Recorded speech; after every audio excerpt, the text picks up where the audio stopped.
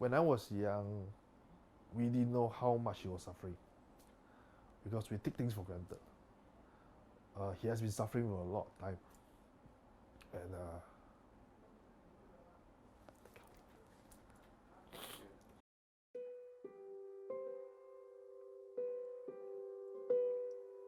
well, in the 70s, you learn things the hard way.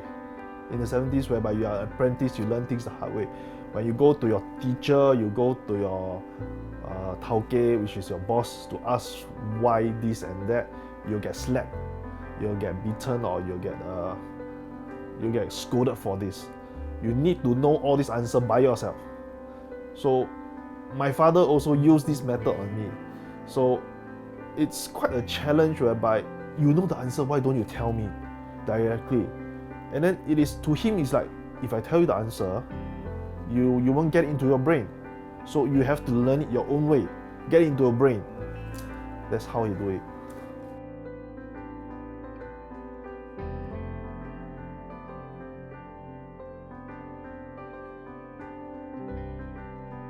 In the 1940s, my grandfather came to Singapore and opened a medical hall at Red Hill. And so my dad went there to become an apprentice and get to know my mother.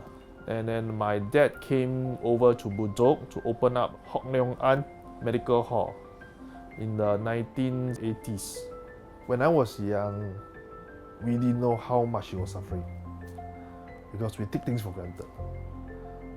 He has been suffering for a lot of time, learning his medicine in the hard way and providing the family with the best he could. Until when we really have a family, when we grow old, we have met some challenges, then we will really understand how come he is that way.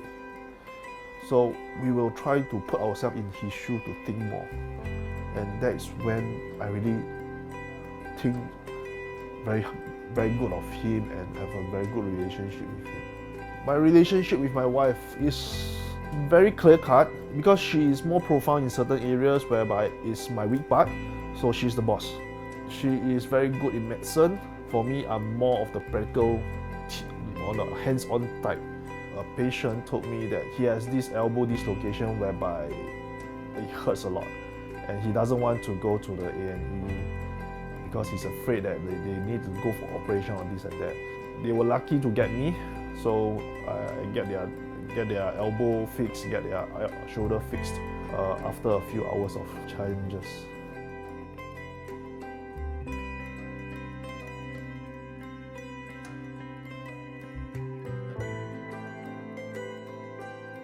My advice to those people who are running a family business is that everybody is more or less strong at certain points.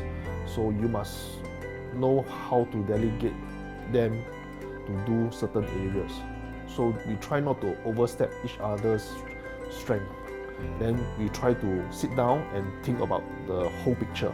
We get everything done together with piece and parcel of it, get it done together.